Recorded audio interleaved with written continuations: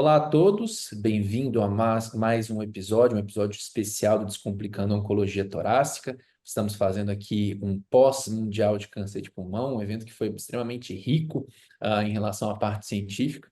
Sou Marcelo Coraça, médico oncologista, e estou aqui com meu co-host, Dr. Guilherme Arada, também médico oncologista, e nosso convidado especial para essa atividade, que eu tenho o prazer de apresentar, o Dr. Elano Freitas, que é oncologista, oncologista torácico, oncologista clínico, líder do centro de referência, aliás, desculpa, da vice-líder do centro de referência de oncologia torácica do AC Camargo, e um grande amigo de todos nós aqui, um cara muito legal, e que a gente tem um prazer enorme de ter aqui com a gente para a gente poder discutir, como a gente já está acostumado bem informalmente aqui, esses temas que a gente teve no Mundial. A gente dividiu em algumas partes aqui, e, enfim, a gente vai tentar passar o máximo de informação para todos vocês que estão assistindo a gente. Gui, fica à vontade para você começar aí com o big hit do Congresso, o que todo mundo não deixou de falar. Olá, pessoal. Queria agradecer também ao Elano pela presença. Uma honra estar aqui com ele para a gente discutir o pós-mundial de pulmão. O Elano, que é certamente uma das pessoas que mais conhece de câncer de pulmão e acompanhou aí toda a evolução que o câncer de pulmão teve nos últimos anos. E vamos Chamou falar ele de então do velho, Mundial de Pulmão. chamou de velho no começo, Não, não dá, não dá. é só um sinal de respeito e admiração. E vamos lá, então, porque tem muita coisa para a gente falar. E, como o Coraça falou, a gente queria falar talvez da droga que mais foi comentada no Mundial desse ano. Ela já gerou um certo ruído já na ASCO, mas agora no Mundial ela veio com um estudo mais forte, um estudo fase 3 que é o Ivonescimab, né? Então, a gente teve a apresentação na sessão presidencial do Congresso, em uma delas, do estudo de fase 3, o Ivonescimab versus pembrolizumab em primeira linha em pacientes com câncer de pulmão de células não pequenas, PDL1 positivo, que foi o estudo Harmony 2. E aí, Elana, vamos começar falando sobre a droga, né? Que é uma droga nova, ela tem um mecanismo de ação diferente, por isso que e é a primeira vez que a gente vê um estudo de fase 3 contra o pembro com um medicamento desse mecanismo de ação. E a gente queria que você pudesse comentar um pouco sobre o Ivonescimab, o mecanismo de ação, e para a gente começar aí a falar desse estudo. Perfeito. Em primeiro lugar, obrigado pelo convite. É um prazer, uma honra estar aqui com vocês. E é um enorme prazer ter vivido a oncologia antes disso, e estar vivendo ela durante todas essas mudanças, né? O ivonescimab é um anticorpo biespecífico anti-VEGF e anti-PD-1. Então, na verdade, não tem nenhuma inovação, né, em se associar anti-PD-1 com terapias antiangiogênicas. Isso é uma tendência já há algum tempo. A gente tem alguns resultados interessantes, inclusive randomizado de fase 2 do SWOG, com pós-falha de imunoterapia. Mas a novidade mesmo é que a gente tem um biespecífico, que a gente ouviu falar pela primeira vez na ASCO. Tinha um press release sobre esse estudo dizendo que ele era positivo e ninguém sabia de onde vinha isso, e de fato é concreto, né? Então, e os resultados a gente vai discutir um pouquinho aí, mas são surpreendentes, porque sobre o desenho do estudo, a gente tem algumas ressalvas, só porque ele fez a comparação com PDL1 positivo, né? E a gente sabe que, embora Pembro seja aprovado para PDL1 positivo a partir de 1%, o estudo 0,42 suporta isso, mas é um estudo que, quando você olha o dado só de PD1 de 1 a 49, as curvas são superponíveis, né? Então, assim, não é a população. Nesse caso aí, a gente faria aqui no último 8,9, né? Mas mesmo Uhum. se a gente olhar nesta situação, eu acho que os resultados são interessantes. Vou esperar você se manifestar um pouquinho para a gente comentar um pouco dos resultados aí. Tá bom. É, eu já vou até pular um pouco, porque você até comentou um pouco do desenho do estudo, né? Então, só para terminar essa contextualização, então é um estudo de paciente PDL1 positivo, Pembro versus Ivonescimab. Então, como o Elano comentou, uma das críticas foi que Pembro monoterapia é um padrão para PDL1 maior do que 50%, embora a combinação com químio é muitas vezes utilizada também, mas certamente para a população de 1 a 49%, os pacientes receberam um subtratamento nesse paciente, que a escolha, na grande maioria das vezes, é químio mais pembrolizumab, e foi só pembrolizumab, embora você tenha o estudo 042, que é positivo por pembro, tudo, e eu acho que como prova de conceito, de qualquer forma, foi interessante. né? Porque foi certamente positivo comparado ao Pembro. Lembrar que E era o escamoso e não Ivonescimab, escamoso, né? Lembrar que tinha isso, escamoso e não exatamente. escamoso. Tinha Isso. escamoso e não escamoso, então que era um desfecho importante por conta até do antiangiogênico, que a gente vai falar um pouco mais. Elano, vamos passar até para os resultados. O que você achou? Comenta um pouco dos resultados primeiro para a gente. Qual foram esses resultados positivos que a gente está falando? Bom, o estudo é positivo, ele tem um follow-up curto ainda, né, 8 meses e meio, mais ou menos, mas ele foi positivo para PFS, com hazard ratio de 0,51, tá? Deu um ganho de PFS de 5,3 meses, tá? E o interessante é que se a gente compara, por exemplo, em termos de taxa de resposta, a taxa de resposta do Ivonescimab, no geral, foi 50%, e do Pembro foi 38,5%, ou seja, a do Pembro não foi ruim, né? Considerando que aí ela é 46% para PDL1 high, né? Então, não foi uma taxa de resposta ruim, mas mesmo assim, em todos os cenários, PDL1 negativo, PDL1 high, o Ivonescimab foi superior. Então, no mínimo, é algo que, assim, logicamente, precisamos de follow-up mais longo, precisamos de mais coisas, mas essa droga veio para chegar. Chegou chegando. E assim, eu acho que um ponto que me deixa tranquilo da droga é que o resultado, quando a gente olha os hazard ratios, ele é positivo para escamoso, para não escamoso. A gente fala, o PDL1 acima de 50%, ele não, abaixo, né, 1,49, não deveria ser assim o braço, mas quando a gente olha o paciente acima de 50%, o hazard ratio é de 0,46 ainda. Então, assim, não, não importa muito por onde que a gente olhe, a gente tente mudar a ótica do estudo, ele continua sendo um estudo positivo. Outra coisa, Marcelo, é a taxa de progressão upfront. Sempre é uma coisa que eu acho importante olhar, assim, quando quem não se beneficia, e no 889, ela é 9%, certo? Com o Ivonescimab, também foi 10%, se eu não me engano, tá? Assim, 9, 10%. Acho que foi 8,9%, se não estou errado.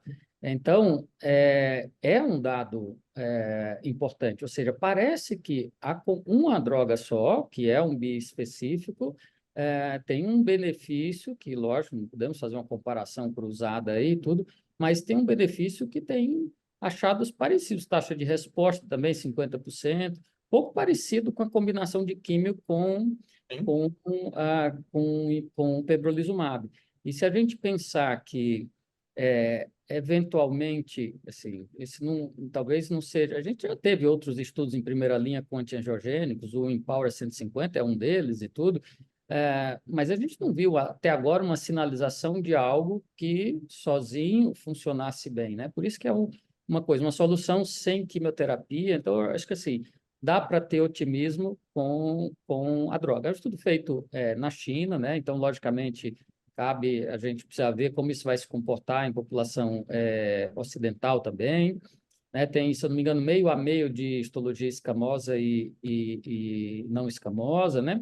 Então, mas é, dá para animar. Dá para animar. Agora, tudo que a gente faz a mais leva a mais toxicidade. Então, perguntar para o Guilherme. Você até comentou, né, que tem escamoso, a gente tem muito medo de fazer antiangiogênico em escamoso, mas em termos de efeitos colaterais em si, como é que isso foi no Mundial, essa apresentação? Então, essa era uma preocupação mesmo, até porque é uma molécula nova, pode vir novas toxicidades. Então, de eventos adversos imunomediados foi muito parecido, mas algo que a gente queria ver muito era o efeito antiangiogênico, que basicamente é proteinúria, hipertensão, eventos tromboembólicos, sangramento, né? E pareceu muito manejável, bastante segura o medicamento. A gente lembra que o bevacizumab é muito associado a eventos hemorrágicos em pacientes escamosos, né, de estudos com bevacizumab antigamente, e na verdade os eventos hemorrágicos que ocorreram em não escamosos com medicamento, e não aconteceu em nenhum escamoso, né? É, a proteinúria em si, embora tenha acontecido em 1/3 dos pacientes, quase, grau 3 foi cerca de 3%, então não foi algo que chamasse tanta atenção. Queria lembrar um dado, até para puxar o gancho para a nossa próxima sessão, que foi apresentado também em uma das sessões orais, essa mesma molécula no cenário neoadjuvante, né? Um estudo fase 2 ainda, não muda a conduta, mas um braço, que eram 2 braços, um braço só Ivonescimab e um braço Ivonescimab mais quimioterapia, né, que mostrou que é uma estratégia que parece ser interessante, mas entrando nessa parte de eventos adversos era algo que chamava atenção. Mas será que dá para os pacientes serem operados com antiangiogênico, né, utilizando? E, na verdade, nenhum paciente teve algum evento adverso associado a cancelamento de cirurgia, né? Então, não teve sangramento, não teve atraso de cirurgia com o uso de ivonescimab, mesmo com combinação com quimioterapia. Então, mesmo a combinação com quimio parece ser seguro. Um waterfall plot bastante interessante, uma taxa de resposta ah, maior e resposta patológica completa bastante significativa, mas aí estudo fase 2, a gente sempre tem que tomar um pouco de cuidado para analisar os números em si, mas em dados de segurança, me parece ser um dado bastante interessante, né? E lembrar que até o John Heyman que discutiu isso, é um anticorpo bispecífico, e ele talvez não seja a mesma coisa de você associar pembro mais um antiangiogênico, né? Não é a mesma coisa utilizar duas moléculas separadas e você usar um anticorpo bispecífico. A forma como elas podem ser, o mecanismo de ação e como as moléculas podem interagir parece fazer diferença. Eles apresentaram na AACR já esse ano dados pré-clínicos mostrando que talvez faça uma diferença. Então, por isso que essa droga chama tanto atenção, e não é só por conta disso a gente vai sair combinando, né, antiangiogênico agora com imunoterapia. Acho que a gente precisa ter um pouco de Nem no cautela, metastatic, mas a nem, molécula... nem no adjuvante, por favor, né? Exatamente, Lembrar exatamente. isso. Então, a molécula faz diferença nesse cenário, né? Mas eu acho que realmente vale a pena ficar de olho nela. Bom, eu puxei o gancho da doença localizada justamente porque na sessão presidencial também a gente agora está na onda de doença localizada em câncer de pulmão, de combinação de químio mais imunoterapia neoadjuvante. E esse ano a gente teve então um novo estudo, né, que começou-se a intensificar ainda mais, a gente sair da químio e da imunoterapia neoadjuvante e associar novos agentes. Não sei se o Coraça quer comentar um pouco sobre esse estudo. Então, na verdade, né, eu acho que a gente tem que pensar muito nesse racional que está super na moda agora, da gente tentar combinar. A gente sempre pensa em aumentar a toxicidade, mas um dos estudos que a gente destacou no cenário inicial foi o estudo NeoCOAST. O estudo NeoCOAST é um estudo que tem um desenho de múltiplos braços, famoso estudo polvo aí, né, com vários braços diferentes. Mas se a gente for levar em consideração o que a gente chama de estudo de plataforma, então ele tem várias estratégias diferentes que foram feitas para testar combinações de tratamento no cenário neoadjuvante com uma fase adjuvante também.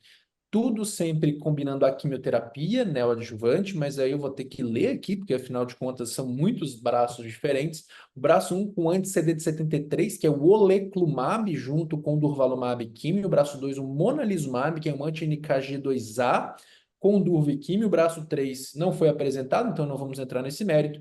E o braço 4 com uma droga que a gente tem falado muito, talvez que foi a que mais se destacou, que é com datopotamab deruxtecan, quimioterapia e durvalumab, sempre combinando. E esses dois eram seguidos de cirurgia, e os pacientes recebiam tratamento de manutenção com os anticorpos, e aí podia ser só com durva ou com durva, geralmente com durva e o anticorpo específico, tendo como endpoint primário, a gente vê muito nesse cenário, taxa de resposta patológica completa, e aí os outros endpoints, como sobrevida livre de evento, sobrevida livre de progressão eventual, vieram depois. E aí, nesse caso, assim, a gente teve vários dados que são muito razoáveis, muito interessantes, mas eu vou deixar o Guilherme comentar sobre isso, porque a nossa cabeça não cabe todas as informações e a gente combinou de dividir, né, Gui? Não, é isso mesmo. Para falar do resultado do estudo, acho que vale a pena lembrar que assim, o estudo não foi feito para comparar cada um dos braços entre si, né? Então, eram diferentes combinações, mas o estudo não tinha poder para comparação dos dados.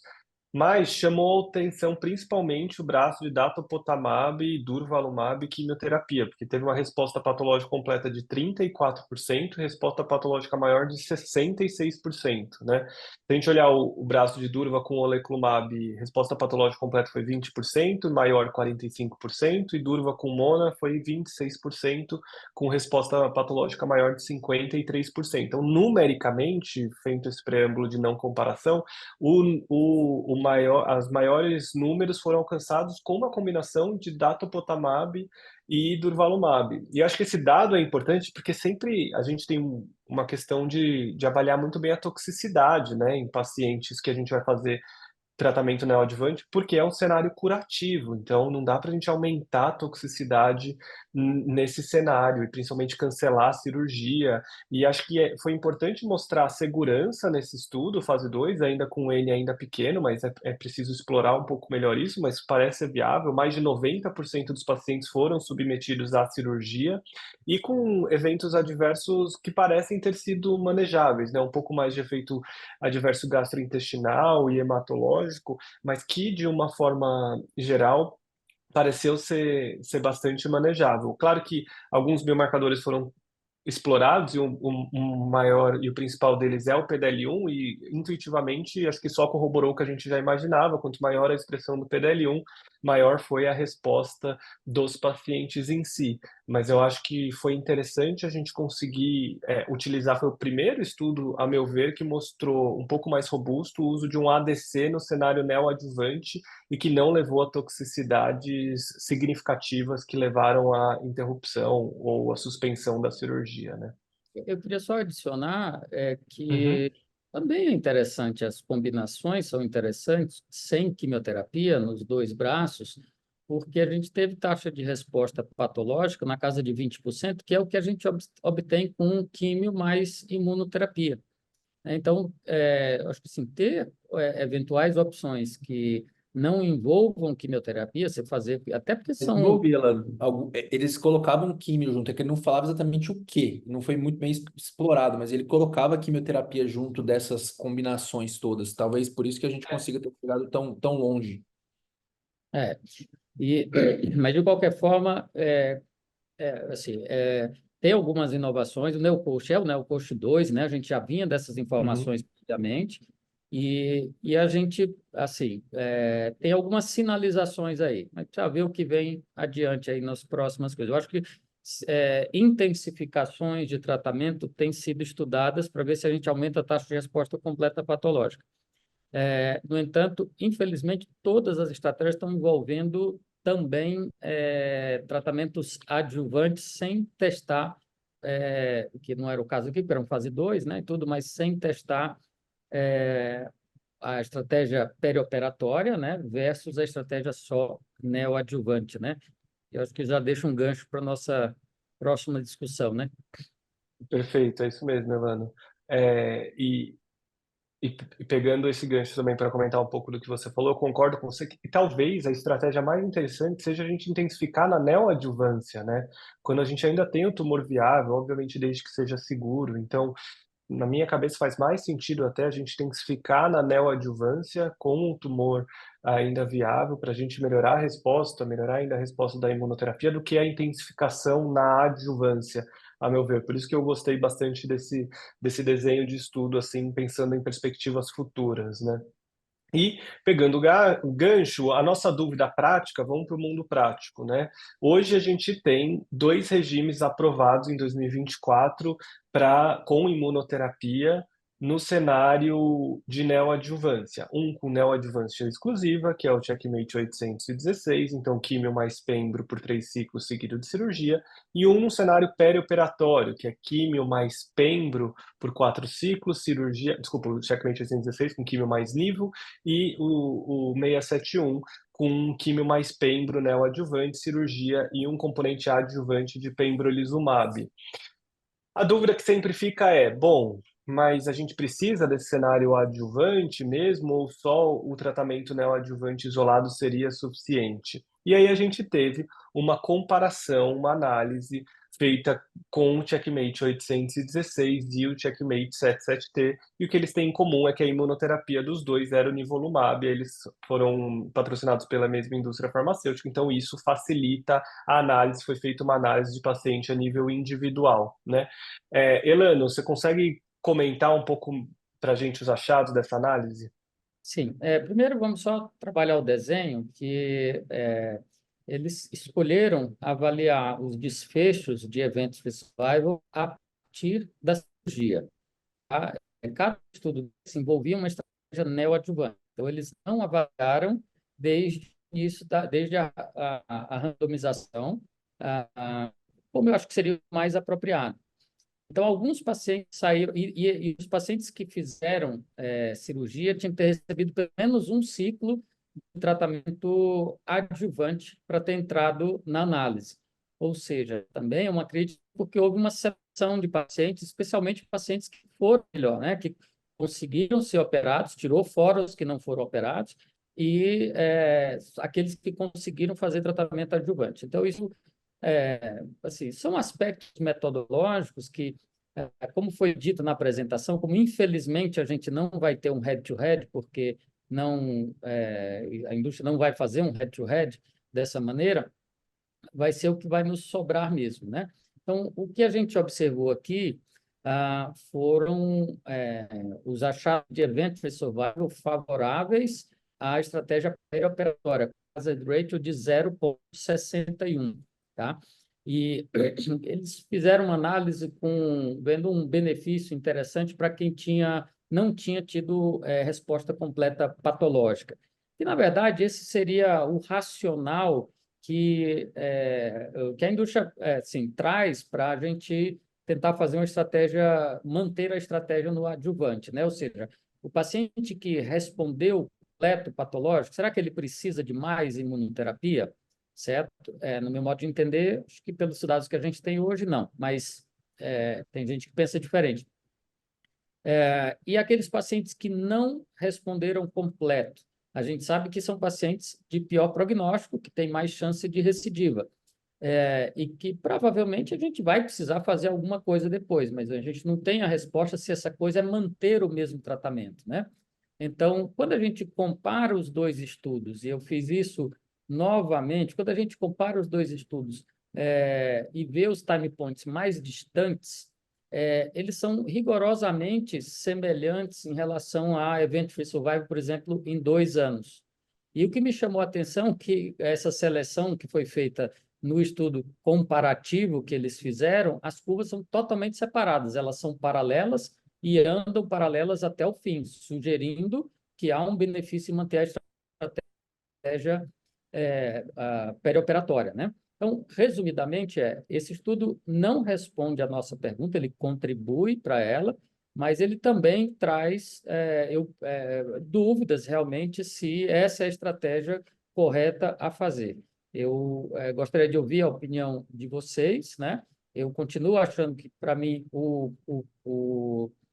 a gente precisa ter uma prova de que algo é melhor do que o 816 para eu realmente achar que a gente precisa fazer tratamento adjuvante com mais 13 ciclos, 14 ciclos de imunoterapia depois, né? Mas aí eu gostaria de ouvi-los.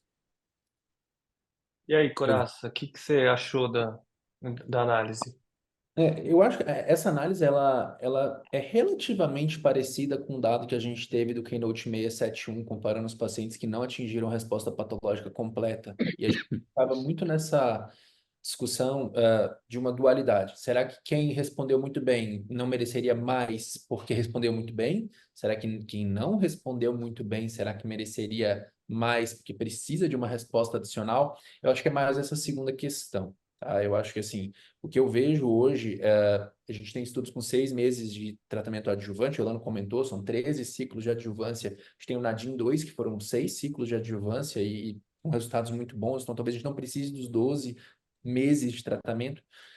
A gente teve um dado também de uma apresentação de resposta de EFS baseada em resposta do Keynote 671, mostrando que aqueles pacientes cuja resposta, cujo tecido neoplásico viável era maior que 60%, 65%, eles não tinham um benefício muito grande. Então, parece que quem responde, me lembra um pouco do que a gente vê em mama, quem responde são aqueles pacientes que nem tiveram respostas muito boas e que tiveram resposta completa, e também não são aqueles que tiveram respostas muito ruins. Agora, eu ainda acho, o que eu sempre falo, não é condenável de forma absolutamente nenhuma quem acredita só na neoadjuvância, mas eu sou mais favorável nos pacientes que não obtiveram os melhores resultados de todos a fazer uma fase pós-operatória. Agora, se eu vou fazer 12, 13 aplicações ou 6, 7 aplicações, a gente não tem essa resposta ainda. Mas eu acho que a gente vai muito nesse caminho. Aquele paciente que ele vai um pouco pior, o paciente que foi muito bem, se você estiver tranquilo de não fazer a fase adjuvante, a gente tem dados mostrando com muita razoabilidade aqui que isso é factível, sabe? Então eu fico bem tranquilo.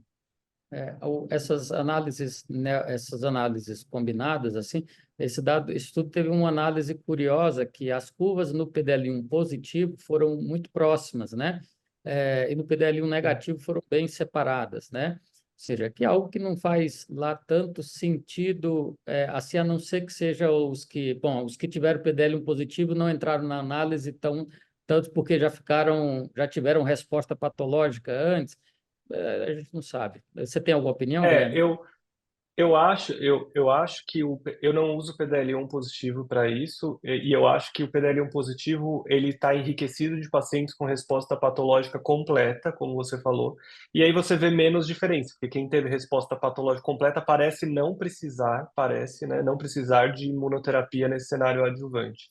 E o PDL1 negativo foi justamente os pacientes que não tiveram resposta patológica completa, na sua maioria das vezes, é menor, a gente já sabe disso.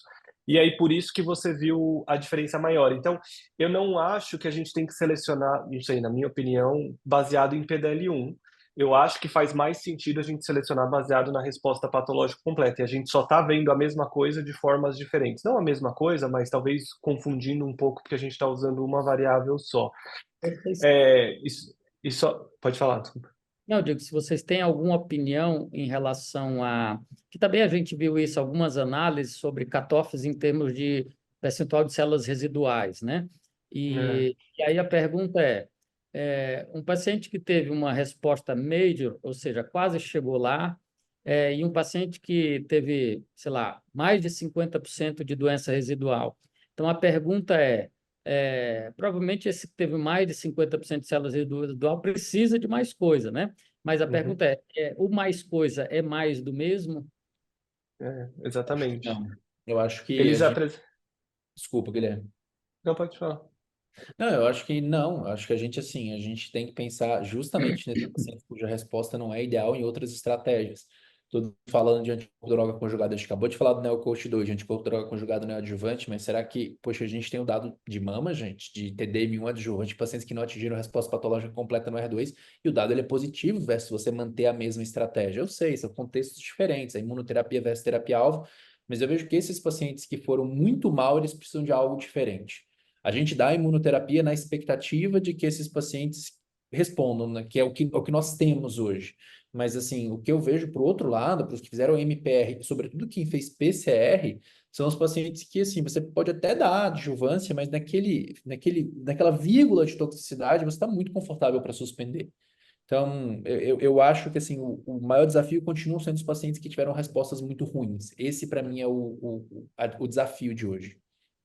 Eu acho que essa resposta patológica é um marcador contínuo mesmo, né? Não é 100%, não é 90%, não é zero, né? É um marcador contínuo. Quanto melhor, maior, todos os estudos mostraram isso, apresentaram o 671, né? E o dado do 671 disso numa das sessões também. E eu acho que a gente ainda não consegue definir baseado ainda em diferentes cutoffs, porque cada estudo também considerou um cutoff diferente, um é, enfim, 50%, outro 60%, um é de 5 enfim, a 30%. Então, acho que é um pouco difícil ainda. O que acho que só para fechar esse bloco dessa análise da presidencial, eu, eu concordo com as críticas que foram feitas em relação a um potencial viés de seleção, que claramente existe um viés de seleção no grupo que fez a adjuvância, porque eles só consideraram os pacientes que receberam uma dose de adjuvância, então aqueles pacientes que foram mal e ou faleceram ou não tiveram toxicidade e saíram do estudo não foram considerados, então você já selecionou os melhores pacientes, né? De acordo com quem apresentou o estudo, foi feita uma análise, considerando isso que não foi apresentada, mas que mostrava um potencial benefício, um hazard ratio de 0,8, né? Foi falado lá de potencial benefício, que a gente ainda não viu essa curva, mas tem potencial. Mas eu acho que para os pacientes que não tiveram resposta patológica completa, talvez eles ainda precisem de um tratamento a mais ainda, que a gente tem hoje ainda é imunoterapia. Então, acho que ele corrobora um pouco isso desses pacientes que não tiveram resposta patológica completa. A gente vai mudar aqui um pouco por conta do nosso tempo e vamos falar de localmente avançado, né? Então a gente sai desse cenário mais localizado, vamos para o localmente avançado e acho que o grande estudo do localmente avançado é um estudo brasileiro, que é o estudo Pacific Brasil, um motivo de muito orgulho aí, toda a oncologia brasileira. E a gente queria que, Elano, você podia comentar um pouco do Pacific Brasil para a gente? Claro, todos os créditos para o William, foi o idealizador desse desenho, né? Foi um negócio trabalhoso aí ao longo dos últimos anos para operacionalizar, um estudo tocado pelo LACOG, né? Um estudo de fase 2, braço único, que envolveu pacientes com estádio 3 que seriam candidatos à quimioterapia.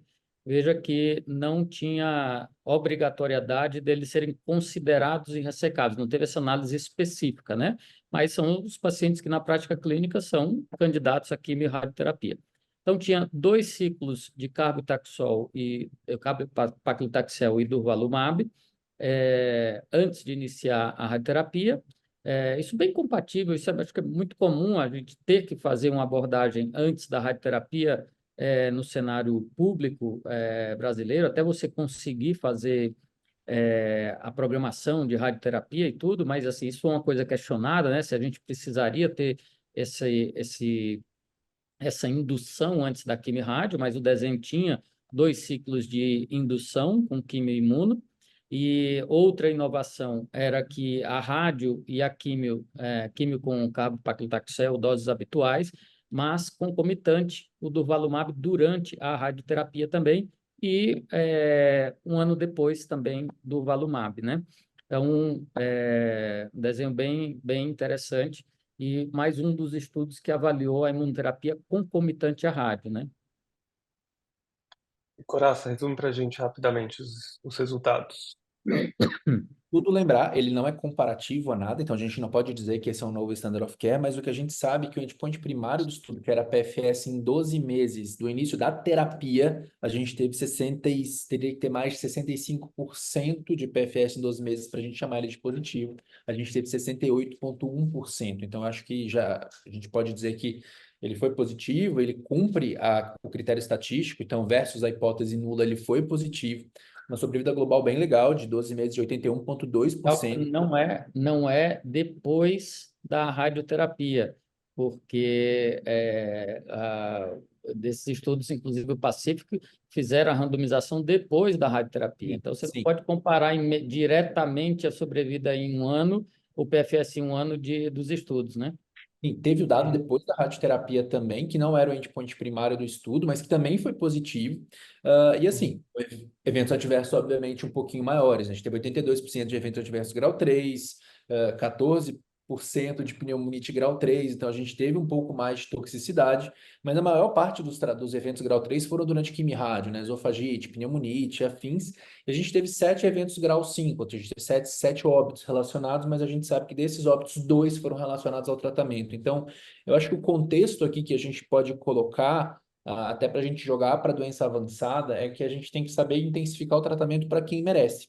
Não adianta a gente querer intensificar o tratamento para todo mundo. Eu acho que o Pacific Brasil é um estudo muito bonito como uma prova de conceito de que é factível, é razoável, e que se você tem um paciente que precisa de um pouco mais, talvez seja um esquema interessante. E a gente tem algumas controvérsias de tentativa de intensificar, mas foi um estudo que a gente tem que novamente falar como que foi interessante aí, do ponto de vista de a gente trazer um estudo brasileiro, 100% brasileiro, e ter estado como uma apresentação oral. E dito isso, eu passo para a gente, para o próximo lado aí, né, que é o contexto de doença avançada. E se tem uma coisa que as pessoas estão falando em doença avançada, talvez de forma até um pouco irritante, é anticorpo droga conjugada. Sempre, eu acho que assim, toda empresa deve ter uns 10 anticorpos droga conjugados em desenvolvimento, e que a gente sabe que nem todos eles levaram a resultados tão importantes. A gente teve, por exemplo, agora no Mundial, vários estudos de anticorpo droga conjugado que deram com os burros na água, que foram totalmente negativos. Mas a gente teve alguns estudos que foram interessantes, dentre eles aí o Tropium-Lang1. Então, pedi para o Elano aí comentar um pouco sobre o que o Tropium-Lang1 fez de bafafá nesse Mundial. Em primeiro lugar, assim, não foi a primeira apresentação do estudo, ele já foi apresentado na ASCO, já foi, e aí foi uma nova análise, né? Então, assim, enfim, ele é um estudo negativo. Veja que desde 1999, docetaxel vem enfileirando candidatos à nova segunda linha padrão, e então, assim, pelo menos com base nos resultados desse estudo, infelizmente não chegamos nesse ponto com o dato deruxtecan. PFS de 4,4 versus 3,7 meses, certo? Então, o dado para não escamoso, 5,5 versus 3,6, um hazard rate um pouco melhor, de 0,63, taxa de resposta 30% versus 12, né? E, então, teve agora está tendo uma tentativa de um novo biomarcador, né, avaliando uma maneira mais quantitativa de se avaliar TROP2, isso é a próxima discussão da gente, mas o ponto é que, neste momento, sem um biomarcador, eu não vejo nenhum critério para eu achar que isso é promissor, né? O bafafá que o Marcelo falou é porque realmente houve, assim, parecia que a gente estava vendo o resultado de um estudo positivo, né? E porque, assim, a gente argumentando que é isso e que os resultados podem ser interessantes numa parcela de pacientes e tudo, mas os dados não mostram isso, né? E assim, eu acho que o que eu fiquei bem com uma expectativa é que esse abstract estava sob embargo. Então a gente esperava que o dado ia vir positivo, né? Então, assim, falou-se muito, existe um investimento muito grande na droga e que talvez a gente possa pensar para pacientes com alterações genômicas acionáveis, para alguns grupos específicos, sobretudo se a gente estiver falando de custos e tal. Como você comentou, Elano, vou até mudar um pouquinho o roteiro pelo tempo aqui. A gente teve um dado apresentado pela Marina Garacino de uma forma diferente de analisar o biomarcador. Lembrar que TROP2 não foi, que é o alvo do anticorpo droga conjugado, ele não foi analisado quando a gente faz uma imunistoquímica padrão, ele não foi preditivo de resposta. Então, a ideia é fazer alguns dados com patologia computacional que consigam avaliar o que ele chama de Normalized Membrane Ratio, é para você basicamente ver quanto que tem do TROP2 na membrana, quanto que é internalizado, para a gente poder realmente dizer quem que se beneficiaria. Mas a gente está um pouco aquém disso, um pouco não, diria bastante aquém disso. Então, o que a gente precisa de fato são de alguns biomarcadores melhores. Agora, por outro lado, a gente teve alguns dados que em pequenas células ficaram um pouco mais empolgantes. Até porque a gente vai ter estudos com essas moléculas no Brasil, uma delas está até disponível no Brasil, inclusive, né, para outras indicações. Então, pedir para o Guilherme aí falar um pouco do ifinatamab deruxtecan. A gente teve dois dados em pequenas células, um com ifinatamab deruxtecan, um com sacituzumab govitecan. Eu vou pedir para o Guilherme falar do ifinatamab deruxtecan no estudo IDEATE-Lung01. Então, eu acho que os ADCs surgem como uma alternativa bastante promissora em câncer de pulmão de pequenas células. Lembrando que a gente não tem muitas opções depois de quimio mais imunoterapia em primeira linha, e mesmo assim a quimio mais imunoterapia deixa a desejar muitas vezes. A gente não tem um grande avanço em pequenas células há muitos anos. E aí o que foi apresentado, então, primeira droga que já tinha sido apresentada em congressos passados, mas foi apresentado um dado um pouco mais robusto pelo Charles Rudin, com ifinatamab deruxtecan, que é um anticorpo droga conjugado anti-B7H3. Então, o anticorpo ele é anti-B7H3 e o payload, o agente citotóxico, é o deruxtecan, que a gente já conhece. Ele tinha aquele desenho que a gente chama de pick the winner, né, de dois braços com a mesma droga, com diferentes doses, né, um de 8 miligramas por quilo, a outra de 12 miligramas por quilo, para tentar avaliar qual a melhor eficácia de cada uma delas, para ser então a droga escolhida, a dose escolhida nesse caso, para os estudos sequentes, né? E a taxa... Oi, Só uma, desculpa. podia ser em segunda, terceira ou quarta linha, né? Isso, E exatamente. Tinha que ter recebido o mínimo de uma linha. 25% foi em quarta linha, 50% em terceira linha. Um É. paciente bem tratado. Isso é bem importante mesmo, viu, Elano, que você comentou, porque nesses pacientes a gente não tem nenhuma opção terapêutica, né? Basicamente, Isso eu as estou taxas de resposta são questionando. muito baixas, né? Então, as taxas de resposta são muito baixas e a gente, enfim, e associado muitas vezes à toxicidade, né? Se a gente olhar, as taxas de resposta foram bastante promissoras, então de 8 miligramas por quilo foi de 26% e 12 miligramas por quilo foi de quase 54%, né? Uma mediana de PFS de 4, 5 meses, uma mediana de sobrevida global de 10 a 12 meses, nesse cenário que o Elano bem comentou, de pacientes politratados, né? Inclusive foi mostrado uma taxa de resposta intracraniana importante, então já tem dados, assim como a gente já sabe do trastuzumab deruxtecan, o ifinatamab também parece ter atividade intracraniana.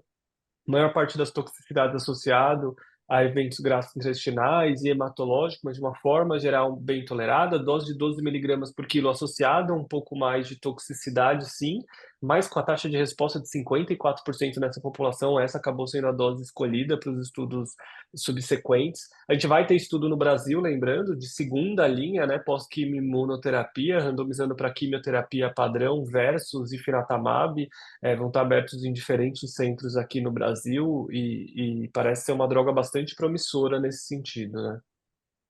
E não, interessante que é, a taxa de resposta aumentou, mas os dados de PFS não foram muito diferentes nas duas doses, né? Então, eu já fiquei pensando que, assim, eu realmente acredito que essa droga não tem muito como dar para trás, né? Pelo que a gente tem visto de dados. E talvez seja interessante o início dela com a dose maior, mas sem muito pudor de diminuir dose depois, né? Se tiver toxicidade. Me Que é mais pareceu ou menos o que a gente interessante. tem feito com alguns ADCs, né? Uma coisa que a gente tem feito na prática clínica, porque realmente as toxicidades elas são grandes. E assim, a gente hoje tem, né, tarlatamab, que é uma droga que já está aprovada, não está aprovada, mas já está para aprovar em breve, só que assim, acho que anticorpos droga conjugados vão ser coisas interessantes, e a gente teve, ela um dado de sacituzumab govitecan, que é uma droga que está aprovada em mama, eu sei que você não trata mama há mais de 40 anos, mas teve um dado bem interessante no estudo chamado TROPiCS-03, né, uma das cohortes do TROPiCS-03. Queria que você comentasse um pouco sobre o dado do TROPiCS-03 aí que a gente teve. Afinal de contas, se o estudo de fase 3 vier positivo, a droga já está aprovada no Brasil. Talvez seja um caminho da gente chegar mais rápido nela.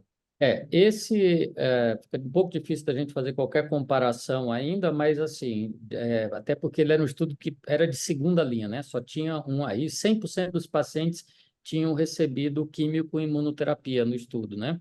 Então, o interessante é que teve uma taxa de resposta de 42%, tá?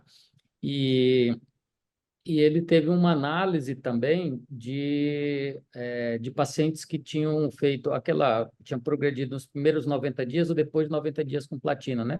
Basicamente, uma análise de sensibilidade ou não à platina, né? E ele teve resultados até interessantes mas nos pacientes que responderam, ou seja, que tiveram maior intervalo de tempo pós-platina, né?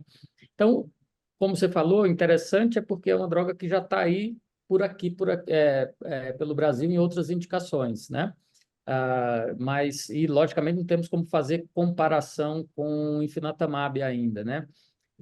Mas o meu feeling é que o ifinatamab vai ser uma droga mais interessante do que o SAS, para pequenas células.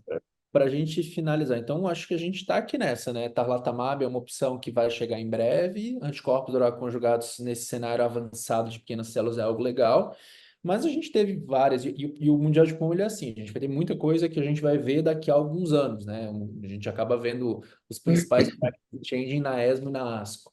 Agora, eu acho que uma coisa que fez muito sentido foi os dados de HER2. Eu queria que você contextualizasse um pouquinho o que que a gente tem de câncer de pulmão HER2. O que que a gente faz hoje no Brasil? Como é que é nosso padrão de tratamento para os nossos pacientes? Então, lembrando que no cenário metastático, o que a gente tem de padrão ainda para HER2 mutado, né, ainda é a quimioterapia associada ou não à imunoterapia. Mas para a segunda linha, a gente tem a aprovação de um ADC, como a gente estava comentando, com o trastuzumab deruxtecan, né? Existe um estudo para tentar trazer o trastuzumab deruxtecan para a primeira linha, mas a gente ainda não tem os resultados, então ainda Ainda não está é o aberto. padrão de tratamento. Só para Oi? lembrar, ele está reabrindo no Brasil. Tá? Ah, Então, perfeito. ele está reabrindo em alguns lugares do Brasil agora. Em Natal ele está reaberto, aqui em São Paulo ele deve estar reaberto em breve também. Só comentando sobre.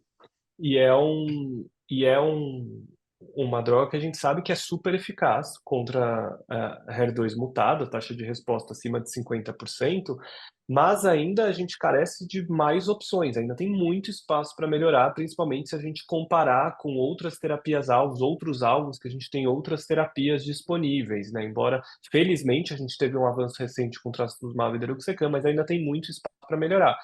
E um desses espaços é justamente com inibidores de tirosina quinase, né, que a gente nunca teve nenhuma aprovação e as drogas sempre se mostraram muito tóxicas, né? E aí, Ana, eu ia pedir para você comentar, porque a gente teve uma presidencial, uma sessão presidencial, né, com duas drogas anti-HER2, né? Então, você podia comentar um pouco para a gente os achados? Legal. Assim, um foi o estudo SORRO-01, né? É um estudo com a droga da Bayer, que tem uma sigla ainda, e o outro foi o estudo BIMEON-Lung-1, com uma droga chamada zongertinib, ou zongertinib, né? Assim, ambos com taxa de resposta de 70%, bem interessante, e com durações de resposta, PFS, na casa ali de 7, 8 meses, por ali, né? No caso da droga da Bayer, teve mais dados aí, inclusive a gente olhando a questão de toxicidade, o padrão de toxicidade vem daquilo que a gente já espera mesmo, diarreia e lesões de pele, né? Mas o que é interessante é que essas drogas sempre se mostraram, esses TKIs, que são, digamos assim, não osimertinib, né? Assim, para o cenário da família EGFR e HER2, né? Assim, os que são para inserção no exon 20 do EGFR, e aqui tem uma analogia, porque essas drogas, as principais mutações de HER2 são inserções no exon 20 do HER2, então acaba sendo drogas que têm essas toxicidades. Então, tem um espaço para isso, acho que a gente precisa, porque, embora o deruxtecan seja uma excelente droga, mas, assim, também dura alguns meses, né?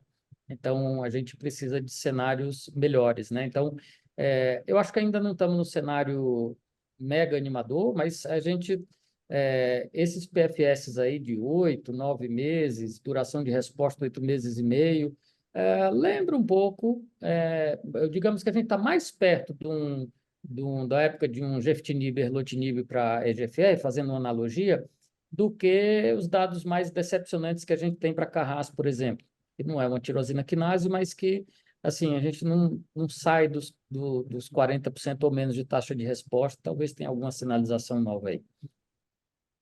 Só queria comentar que isso me empolga bastante, porque os dados que a gente teve, o Elano e eu, a gente teve uma paciente que era residente ainda, que era uma inserção do exon 20 de EGFR, mas o dado do poziotinib foi feito para HER2 também e tal, e que era muito tóxico, assim, a gente via PFS aquém ao que a gente está vendo aqui, com taxas de resposta de 30% mais ou menos, e que a toxicidade era uma coisa, assim, absurda.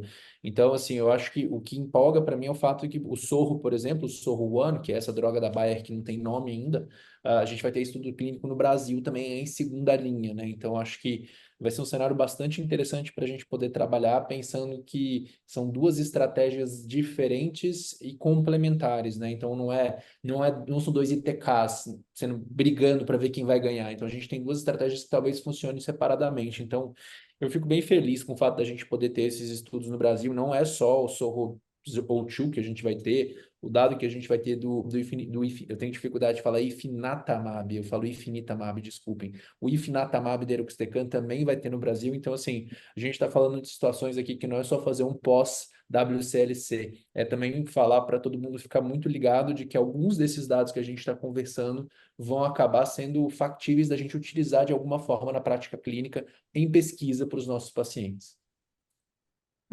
E nesse cenário, puxando a bola de novo aí você falou do Infinatamab, eu acho que, assim, das coisas diferentes e promissoras que a gente teve nesse Mundial, eu destacaria o Ivonescimab, sem dúvida alguma, né? Mas eu também destacaria a consistência de dados que está vindo com o Ifinatamab e, assim, faz tempo que a gente precisa, os Estados Unidos ainda tem lurbinectedina, né? Mas a gente continua com topotecan em segunda linha, né?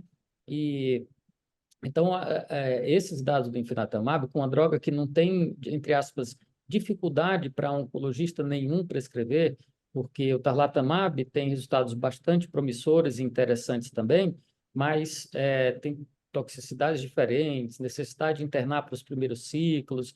Então, eu acho que, digamos, nesse cenário aqui, um ADC é mais democrático, em termos de todo mundo vai conseguir se disponível isso em algum momento, mostrando que funcionou mesmo, todo mundo vai conseguir prescrever como mais uma linha de tratamento, né? Não desmerecendo o tarlatamab de maneira alguma, que eu acho que é muito bom ter uma estratégia como essa, né? Mas eu destacaria essas duas coisas legais aí. E essa sinalização de novidades no universo R2 que está carecendo disso, né? O que vocês É, destacariam? Eu, eu, eu destaco exatamente, acho que os mesmos trabalhos que você destacou, Elano, e eu acho que para fechar, o Mundial, ele traz novas perspectivas, né, em cenários que a gente precisa ainda melhorar muito na oncologia, embora a gente tenha grandes avanços. E todos eles têm isso em comum, né? A gente avançou muito no cenário metastático, mas a gente sabe que a gente pode melhorar ainda mais. O Ivonescimab parece melhorar ainda mais. A gente avançou muito em pequenas células, felizmente. O Tarlatamab, eu acho que veio para mudar um pouco o paradigma disso e utilizar um novo mecanismo de ação, como o ADC, vem somar ainda mais sobre isso. E a gente avançou muito em HER2 mutado, que a gente não tinha nenhuma terapia-alvo, e infelizmente a gente tem o trastuzumab deruxtecan, e agora a gente vem com mais um tipo de molécula, que são os inibidores de tirosina quinase, nesse cenário. Então, como oncologistas, nós sempre procuramos ser bastante otimistas, né, com as novas perspectivas que nós vemos, e realmente eu voltei desse Congresso Mundial de Pulmão com boas perspectivas para o futuro, com novas drogas, com mais estudos clínicos vindo para o Brasil. A nossa distância em relação à pesquisa clínica, felizmente, embora a gente ainda está longe, mas a gente vê diminuir o acesso a essas drogas que antes era quase muito difícil de imaginar, né? Então, para quase todas essas drogas, a gente vai ter estudo clínico aberto no Brasil, felizmente, né? Então, que vai garantir um acesso mais precoce aos nossos pacientes, né? Então, tem que correr atrás do Ivonescimab, que eu acho que não tem estudo para abrir no Brasil, não, mas daqui a pouco vai chegar uns feasibilities por aí, quase com. Exatamente. Mas é Então, isso, então a gente pode fechar. às vezes se essa empresa, eu não sei, porque assim, é uma empresa chinesa que a gente não conhecia, saber se ela já está fazendo parcerias ou se vai crescer mesmo, se vai ser como uma BYD aí, É, o Já estudo, compraram, né? Vocês já compraram ela já. o estudo, eu sei que já tem estudo no Memorial que está para abrir com o Venesimab, então eles já estão expandindo para não só nos países asiáticos, né? Espero que chegue logo também aqui em breve no Brasil. Mas então, com isso, acho que a gente estendeu um pouquinho do tempo, mas é porque tinha muita coisa, a gente se empolga aqui para falar depois do Congresso Mundial de Pulmão, mas eu queria, de novo, agradecer ao Elano pela parceria, pela oportunidade, ao Coraça por mais um episódio, e fiquem ligados aí para mais episódios do Descomplicando, a gente vai ter um também pós-ESMO 2024, que a gente deve liberar em breve. Obrigado, pessoal. Obrigado, gente. Um abraço. Até mais. Até mais.